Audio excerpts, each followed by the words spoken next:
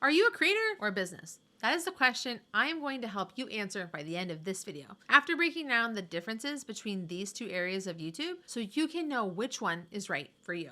YouTube is one of the most powerful online websites and platforms in the world, reaching 2.7 billion people on a monthly basis and making up 25% of the world's global mobile traffic. With the vast majority of modern celebrities coming from YouTube, it's not a surprise that becoming a YouTuber is one of the most sought after jobs amongst young people and children today. Now, obviously, businesses will be drawn to using YouTube as a part of their marketing strategy.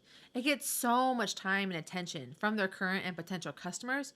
It's just natural to want to be there too. But the strategies, content, and audience intention are very different for these two parts of YouTube. And it's important to know the different way to navigate these two paths. First, let's define what a YouTube creator is. Now, a YouTube creator is a content creator who is using their creative outlet to obsess about something really, really specific. Whether a creator is making something entertaining, educational, or in between, they are really digging in to creating great content that people obsessively want to watch. From this, it allows for them to build a really strong personal brand, which is the essence, the core of who they are for their creator identity. It really establishes them as a strong personality and builds their reputation so that they can then gain influence. And then, of course, from this, they're going to be able to create a ton of relatable content for their target audience. And, well, when you are creating tons of content for your target audience, you're naturally going to build a community around that individual passion or niche interest that creator is creating about. This really is kind of what a creator is known for. There are countless YouTube creators that have built this incredible fan base around a very specific passion or niche that people continuously go back to watch their content about. Now, there are countless benefits to being a YouTube creator. One of the biggest ones is creative freedom. They're able to create what they want, when they want, how they want, especially if it supports what they're trying to do with their brand identity. It also allows for them to build a very strong personal brand.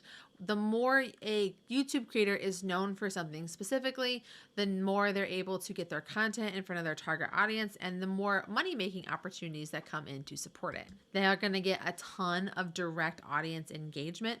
YouTubers have some of the most engaging audiences that you will find online, which also comes with really high earning potential.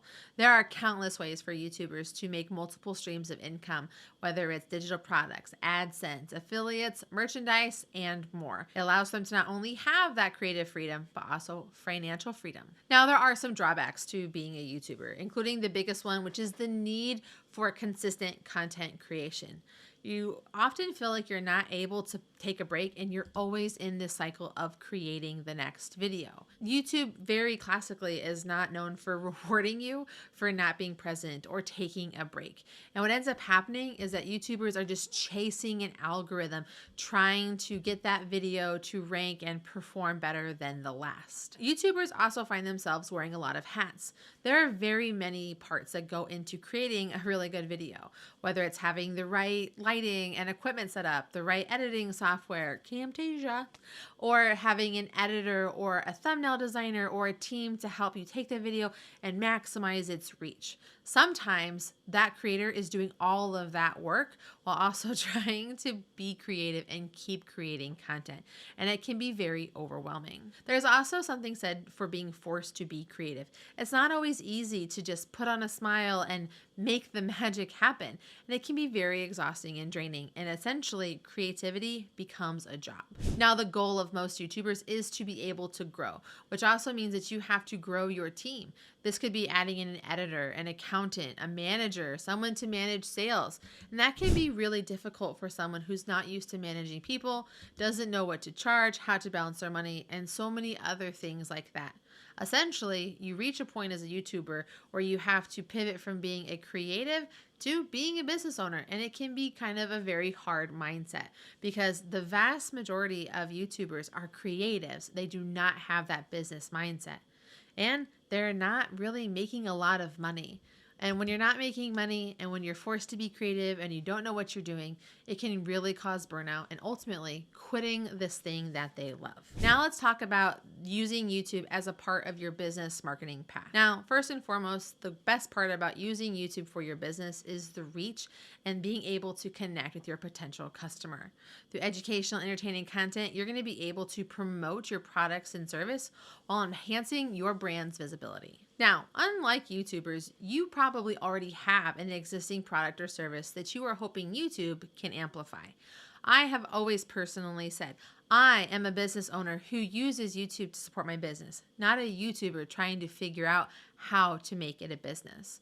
By already having an existing product or service, it's going to allow for you to add in new monetization structures that you already have in place so that it can work really well for you. You're not going to have to worry about not making money because you have other things that you already have in place for your business to support your business. YouTube allows for you to have a place to really build a targeted marketing strategy and audience for who you're trying to talk to, which allows for you to have a ton of scalability.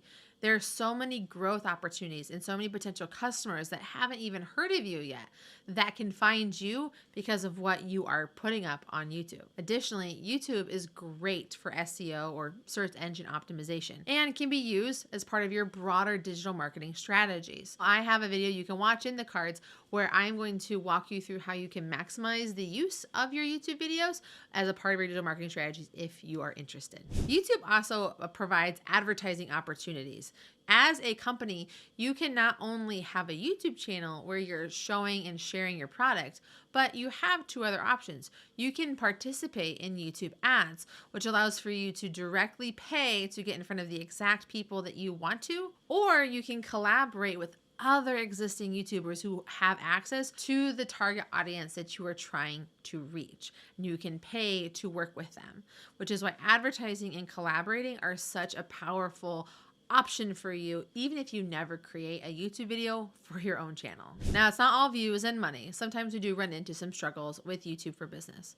First and foremost, creating content that balances promotional and viewer value can be really difficult. It can be so easy for businesses to get wrapped up in promoting themselves that they forget about what the viewer is wanting and the viewer experience. It also can be a lot slower and smaller growth. Unlike a really fun, entertaining, creative lifestyle YouTuber, a business owner doesn't usually have that skyrocketing viral capability that you would hope to see as a business owner. So make sure that you're managing those expectations, but know that slow and steady wins the race for your business's YouTube channel. Now, as a business, in order for you to have a presence on YouTube, you have to put some resources towards its effectiveness. This could include staff, budgeting, and also time. Some companies are fortunate to be able to have a full-time person on staff whose job is to fully manage all of their video content. Here at Camtasia, we have Andy, but at your company, you could see if you could find someone on staff who really loves what you're doing and is interested in exploring YouTube, or you can hire somebody with that skill. It still requires, though, budgeting to pay them and also the time for them to get it done, as well as the resources to make it work effectively for them, like having the right lighting and camera equipment or the right editing software like Camtasia. So we've talked a great deal about how these two function independently, so I think it's important for us now to put them side by side to compare and contrast how they work. First, we have goals. The goal of a YouTuber is different than the goal of a business. The goals of a business is to help them get leads and ultimately close sales. For a YouTuber, the goal is probably to get views and subscribers so that they can continue to have those growth numbers to help them ultimately with their retention rate, with their AdSense, and hopefully eventually with sponsors. The target audiences also tend to be a little bit different. The target audience for a business is going to be much more specific because they know exactly who it is that buys their products or uses their service, where a YouTuber might have a much more broad audience because they're trying to capture eyeballs and views, not so much customers. I personally think that this one, though, is the biggest difference, and that is content style. YouTubers get to have fun and flash and do all kinds of crazy stuff and have music and all these people happening all of the time. Where with business content, it tends to be a little bit more formal and a lot more controlled. Being able to have fun and stuff is not out of the question, but it can come with some limitations and a little bit more of a slower pace and leans more into the edutainment version versus the entertainment section of what we see with YouTubers. Now, the monetization strategies for these two parts of YouTube are also wildly different. Again, a business is trying to get sales to their product or service, whereas the monetization strategies for a YouTuber can be varied in multiple ways that a lot of businesses don't even know about. Not only do you have AdSense, but you also have services that they might offer like coaching or consulting. They might have merchandise that they're selling. They could have AdSense that they're getting. They could have, syndication opportunities.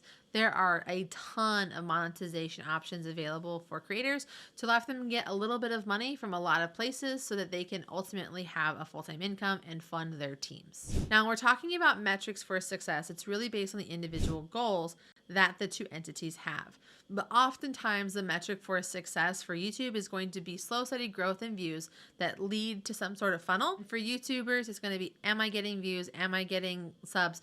And am I progressively growing as a channel, not just like, am I getting more sales or leads? Now, to help you decide which one you want to be, I have some case studies to share with you. First, I'm going to give you an example of a YouTuber, and then I'm going to give you an example of a business using YouTube. I'd like to introduce you to Cinematherapy. Cinematherapy holds a very special place in my heart because it's a licensed therapist and a professional filmmaker analyzing videos together. They just wanted to do something creative based on their mutual love of movies.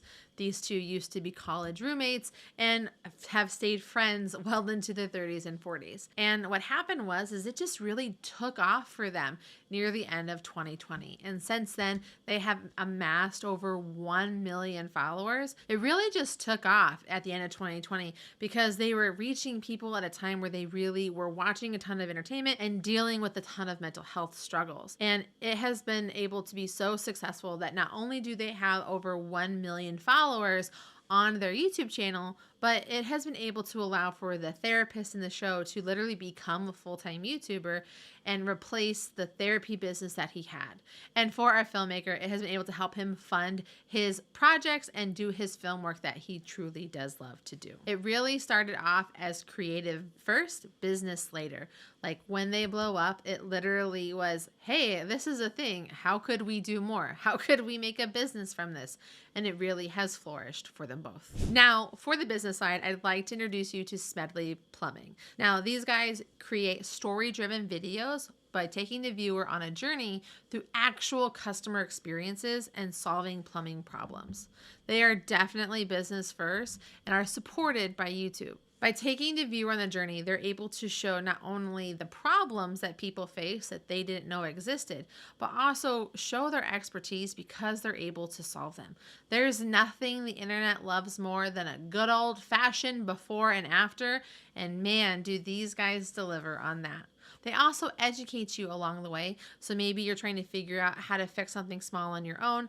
They become the trusted resource for you. It's definitely part of a content strategy for them because you can find their videos repurposed to their other social networks and onto their website to help with their businesses' search engine optimization. So, which are you, a creator or a business? Let us know in the comment section down below. Now, this video is part of a series that we're doing about YouTube for business. So if you want to watch more as part of this playlist, click right here.